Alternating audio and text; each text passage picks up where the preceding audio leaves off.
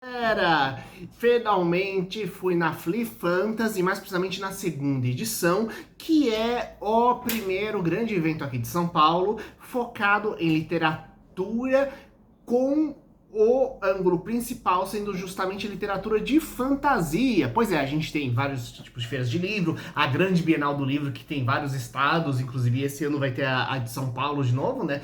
E o que acontece é que a Flea Fantasy é um evento recente, que surgiu ano passado, cujo foco é justamente falar de literatura, só que enfatizar literatura de fantasia, e ele tem um setor tanto gratuito, que é a grande feira de livros, né? Tanto com as editoras quanto com artistas independentes lá, metade editora, metade artista, e ainda por cima tem uma parte paga, que é onde você pega e você assiste uma série de palestras. Inclusive, metade foi com autores nacionais e outra parte, mais pra tarde, tiveram, inclusive, com participações especiais de autores estrangeiros. Então, vamos dar uma geral o que aconteceu lá. Primeiramente, eu peguei, quando fui lá, foi no Mart Hall em São Paulo, que é uma área que eu não conhecia, inclusive, foi bem bacaninha, e com um espaço bem amplo, tanto com os dois setores, pra gente pegar e conhecer um outro. Eu acabei ganhando, como eu peguei e tava no setor pago também, já que estava indo como imprensa, inclusive a briga do pessoal da Free Fantasy por ter pego aceitado a credencial, aqui ganhei uma sacolinha oficial do evento, que inclusive é patrocinado pela Viena Press aqui, que é uma empresa realmente para impressão de gráfica, né? E você vê também as outras editoras que estavam participando do evento, né? Tinha a Arqueira, a Morro Branco, a Rocco, bastante material da Rocco, inclusive, né? Inclusive, aqui tem justamente vários marcadores de página, né, que estavam dando lá. E ainda por cima, o que acontece é que tive uma homenagem à Octavia Butler, né? Teve uma palestra só sobre ela, né? Ganhei, inclusive, olha só, o caderninho de anotações aqui. E ela é uma das grandes autoras afrodescendentes americanas, né? Que produziu muito material de ficção científica, fantasia, etc. Inclusive com os toques de terror, diga-se de passagem, né? Pra pegar e discutir uma série de questões sociais importantes, né? Então, o que acontece é que teve, inclusive, toda uma pracinha lá decorada, colocaram como Praça Octavia Butler, né? Com menção a vários dos vários livros que ela pegou e produziu. Além disso, como eu disse, né? Teve os vários artistas que eu conheci lá, eu voltei a rever a VEC, além de conhecer mais gente bacana, e eu quero dar um visu da pilinha de livros que eu peguei lá, e vamos pegar e conhecer agora o que é que eu achei interessante.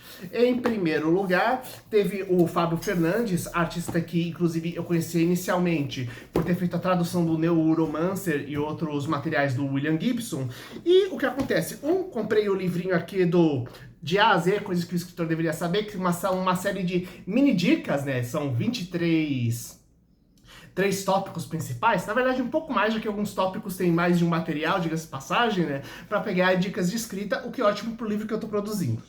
E o Back to USA, que é um livro, um universo alternativo onde a experiência do Dr. Frankenstein deu certo e virou uma tecnologia que o que acontece é que a história se passa na Guerra Fria, nesse universo alternativo, onde tudo tá alterado, já que essa tecnologia existe há mais de um século, né? E o que acontece é que o protagonista é que é o John Lennon ressuscitado por essa tecnologia, se envolvido numa trama de espionagem. Esse daqui é uma coletânea de livros de continhos de terror psicológico aqui que eu achei interessante, de autor independente. Aqui finalmente conheci o Eduardo Cassi, que ele tem inclusive um blog dentro do Instagram, pegando e falando de curiosidades históricas. Tem vários livros, principalmente de material medieval e nórdico, que ele publica. E esse aqui é o Dark Fantasy dele, né? Que é uma história de vampiros no mundo medieval. Tem o Filhos de Sangue e Ossos, que eu quero logo ler por causa que tem o filme chegando, então sim, tem essa mega dark fantasy de raízes africanas que vai pegar e vai ter filme. Tem Legado Selvagem, essa aqui normalmente de artista independente. Achei bem bacana a proposta, já que temos uma princesa que não quer se casar e uma guerreira enviada para matar a princesa e as duas se encontram. O Batalha de 20 Noites é alguma coisa mais fantasia medieval tradicional, com um toquezinho mais Guerra dos Tronos, um toquezinho Crônicas de Narnia aqui e ali. Fogo e Cinzas. Em primeiro lugar, achei a arte muito supimpa que foi feita pela própria autora, né? E aqui é uma duologia, no qual temos a protagonista descobre que tem poderes elementais sobre o fogo, né? E uma espécie de batalha pelo poder sobre a chama central do universo, inclusive envolvendo uma questão de guerra ou uma viagem entre outras dimensões que ocorre no segundo livro. Tem A Ponta do Cabideiro, outro material independente, inclusive bem bacana que vários artistas, como no caso, por exemplo, do Bruno Niel, do 20 Noites, inclusive muitos estavam vestidos como seus personagens, né? Ele aqui como um guerreiro, esse aqui como um monge, né? E A Vontade do Cabideiro é sobre um rapaz que precisa cumprir uma série de missões, ele é meio que amaldiçoado, e um deles ele tem que percorrer toda uma região de medieval levando um cabideiro para onde ele vai, sabe? Então achei bem divertida essa proposta. Onisciente, Sombras do Norte, da editora Avic, que inclusive o pessoal, abraço pro pessoal do Avic, que a gente tá voltando com a nossa parceria, né? Esse, no caso, eu comprei lá, e é o Dark Fantasy, onde temos 4 personagens num mundo realmente extremamente violento e sombrio, tentando sobreviver a esse mundo medieval de magia alternativo. O Alex Wycherley e os 10 Poderes, né? Que é inspirar dessa coisa de adolescentes com a questão de linhagens de magia. Bem, a autora fala que é uma coisa bem estilo mais Harry Potter, Percy Jackson, né? Então tô curioso para essa fantasia juvenil aqui. Aqui temos Um Contrato de Luz e Espelhos, que tem um toque bem bacana, bem estilo de releitura de antiguidade clássica, dos grandes impérios da Mesopotâmia, etc. E para concluir as nossas compras, afinal, o bolso, o espaço tem limite, né?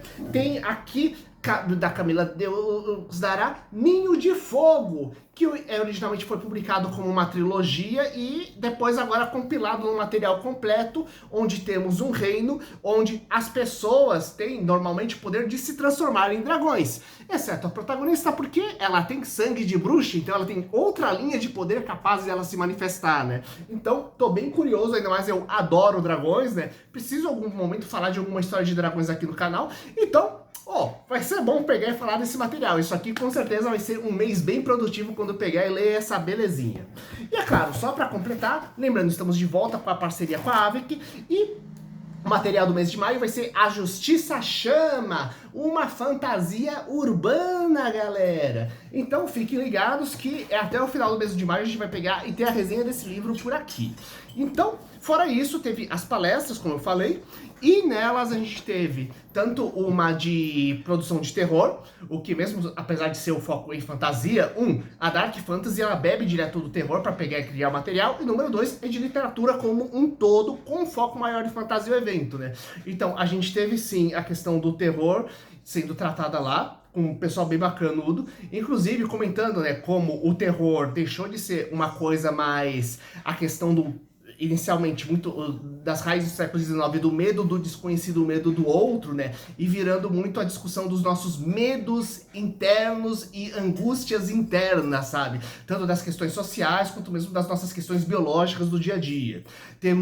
Tivemos uma apresentação muito legal, uma apresentação bem legal sobre a questão do produção nacional de fantasia, né? De como o Brasil é gigantesco, né? Então, basicamente, cada estado acaba sendo quase um país com seus materiais únicos e riquezas, e cada um tem sua vivência própria envolvida no Brasil, então não existe uma cara nacional da fantasia ou da literatura, porque na verdade existem múltiplas caras com a nossa grande diversidade, né? Cada um inclusive de um estado diferente, foi bem bacana o pessoal comentando, né? Inclusive o palestra de Dark Romance, Monster Romance, que é justamente das histórias românticas envolvendo criaturas místicas, né? E os clássicos são justamente os romances com vampiros, lobisomens, etc., que existia há mais de um século, né? Além da grande inspiração que o pessoal fala do material atual, justamente ser A Bela e a Fera, que tem múltiplas releituras. Inclusive é bem interessante se a gente pensar que uma das grandes romantasias atuais, né, a mistura de fantasia com histórias românticas,